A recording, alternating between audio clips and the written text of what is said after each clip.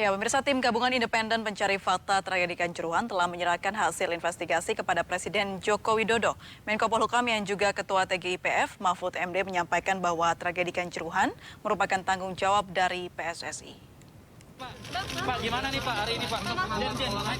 Ketua Tim Gabungan Independen Pencari Fakta, Mahfud MD, menyerahkan hasil investigasi TGIPF terkait kerusuhan di Stadion Kanjuruhan Malang kepada Presiden Joko Widodo di Istana Negara Jumat siang. Melalui konferensi persnya, Mahfud mengungkapkan sejumlah poin penting temuan TGIPF yang menyimpulkan bahwa PSSI bertanggung jawab atas tragedi yang menewaskan 132 jiwa tersebut. TGIPF menilai PSSI beserta pihak terkait tidak profesional dan cenderung mengabaikan peraturan dan standar yang telah dibuat.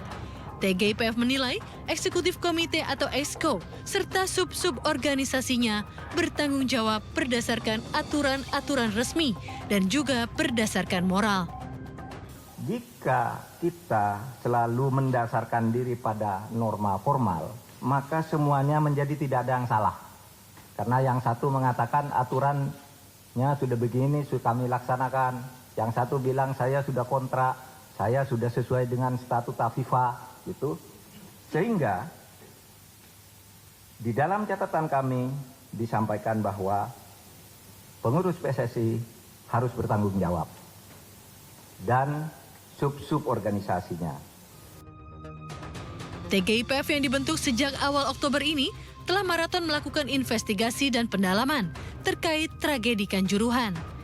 Tim yang memiliki 13 anggota dari berbagai institusi ini telah mengumpulkan bukti-bukti mulai video hingga peninjauan langsung ke Stadion Kanjuruhan. TGIPF menyatakan selanjutnya Polri akan melakukan penyidikan tindak pidana terhadap orang-orang yang bertanggung jawab atas kasus ini karena banyak temuan yang bisa didalami pihak kepolisian. Hasil rekomendasi ini akan dijadikan bahan untuk berdiskusi dengan Presiden FIFA, Gianni Infantino, yang rencananya akan datang ke Indonesia 18 Oktober mendatang. Dari Jakarta, Nadia Valeri, Damar Wicaksono melaporkan. Kita lanjutkan dialog bersama Akmal Marhali, anggota TGIPF, dan Tommy Welly, pengamat sepak bola. Saya kembali ke Mas Akmal. Mas Akmal, tadi yang pertanyaan yang menggantung mengenai seperti apa PSS ini selanjutnya ketika TGIPF sudah merekomendasikan untuk mundur dan juga akhirnya sudah dipanggil polisi. Apakah ada tindak lanjut terkait ini?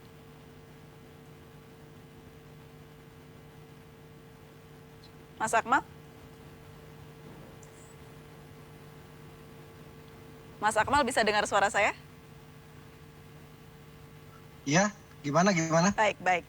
Mas Akmal, sesuai dengan pertanyaan saya yang menggantung tadi mengenai rekomendasi TGIPF ke PSSI yang mana saat ini sudah ada pemanggilan polisi terhadap PSSI. Lalu seperti apa TGIPF menanggapi ini? Ya, kalau kita bicara soal TGIPF kan sebenarnya rekomendasi sudah jelas. Ada 4 hal yang bisa dijadikan rujukan sebenarnya terkait PSSI. Yang pertama hukum pidana, kedua hukum perdata, ketiga hukum administrasi, dan keempat adalah hukum amoral. Bahkan kalau kemudian kita mau bicara keras, misalnya bisa saja kasus PSSI ini masuk dalam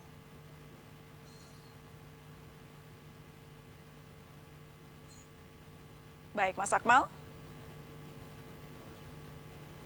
Baik, sepertinya ada gangguan komunikasi dengan Mas Akmal. Kami kembali ke Bung Towel. Bung Towel, ini FIFA sudah berkantor di Indonesia begitu dan akan melakukan kerjasamanya untuk mentransformasi sepak bola di Indonesia. Nah, kira-kira dengan apa yang dibicarakan oleh Presiden dan juga FIFA tadi, sudah cukupkah atau harus ada lagi yang ditambahkan?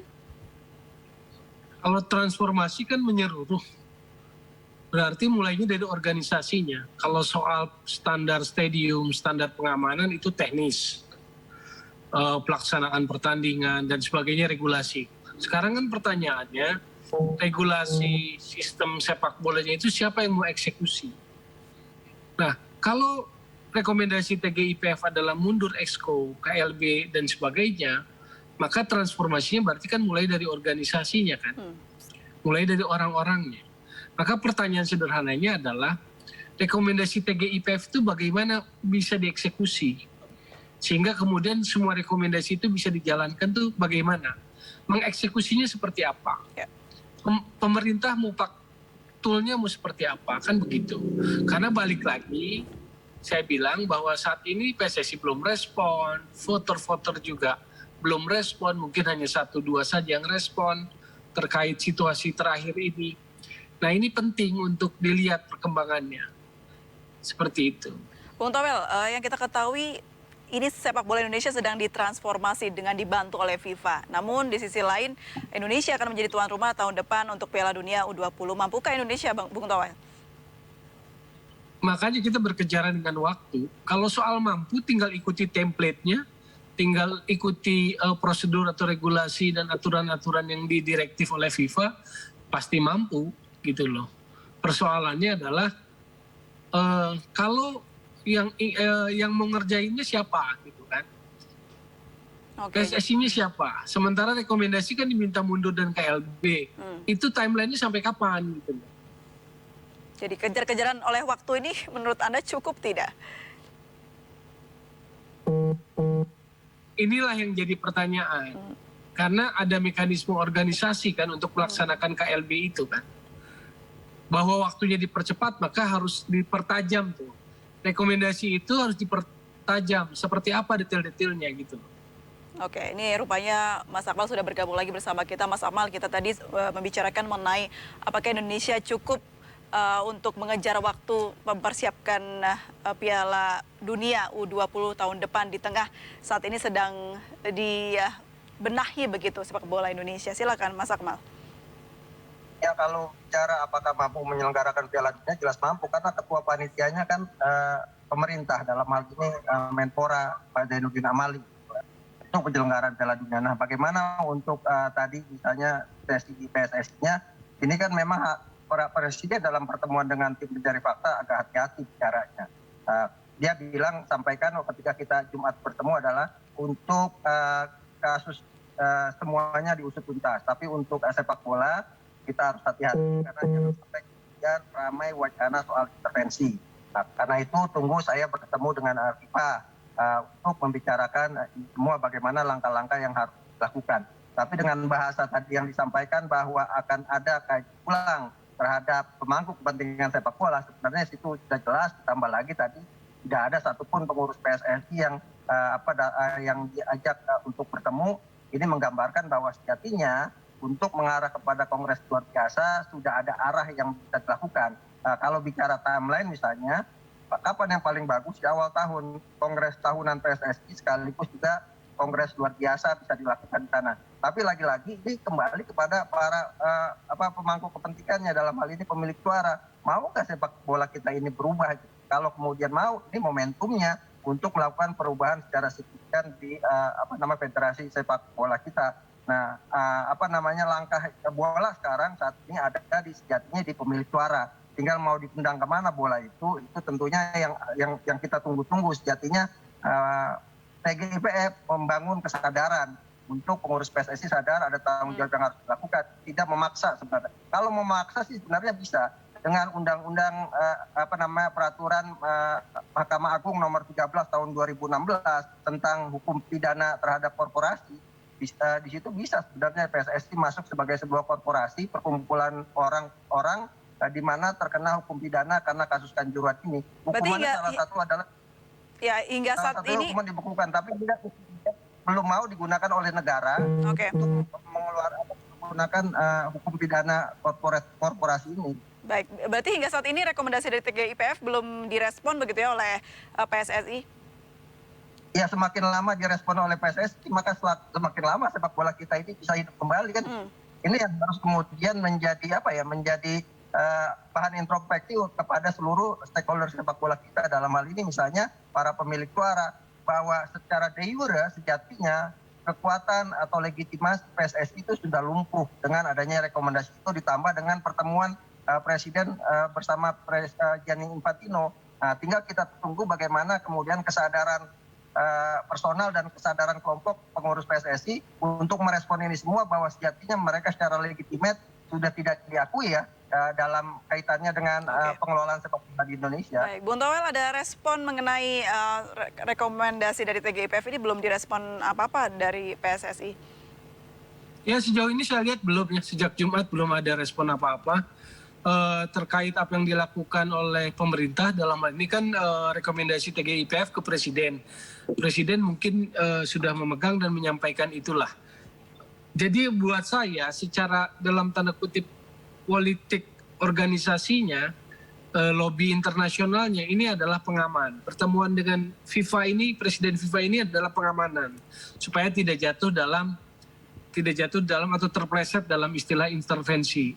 Yang kedua, artinya kalau kita lihat perkembangan terakhir, rekomendasi yang dengan 3 poin yang sangat keras untuk PSSI, soal mundur, soal KLB, dan soal kompetisi yang belum diberikan izin, serta ketidakhadiran PSSI dalam pertemuan Presiden Republik Indonesia dengan Presiden FIFA, ini menunjukkan kredibilitas PSSI yang sudah sangat turun. Nah, kalau ini nggak bisa direspon dengan baik, ini yang repot gitu loh. Ini yang akan repot gitu loh. Baik, berarti langkah Presiden Jokowi sudah menggandeng FIFA ini untuk mengamankan Indonesia sebagai tuan rumah sudah tepat ya, Bung Toel? Jaring pengamanannya sudah ditebar gitu kan. FIFA tuan rumah tetap aman kan begitu. Lalu ada poin-poin lain dalam koridor transformasi. Nah itu kan bisa diterjemahkan secara luas. Karena kalau yang soal stadium, standar pengamanan itu teknis semua. Tapi ketika bicara transformasi, sebetulnya kuncinya ada pada organisasi. Berarti ada pada perubahan dan bukan pembenahan lagi sih, mungkin kalau saat ini ada perubahan organisasi. Baik, pertanyaannya untuk merubah transformasi dalam kurun waktu setahun cukup tidak, Mas Akmal? Nah, saya pikir cukup ya. Transformasi organisasi ya?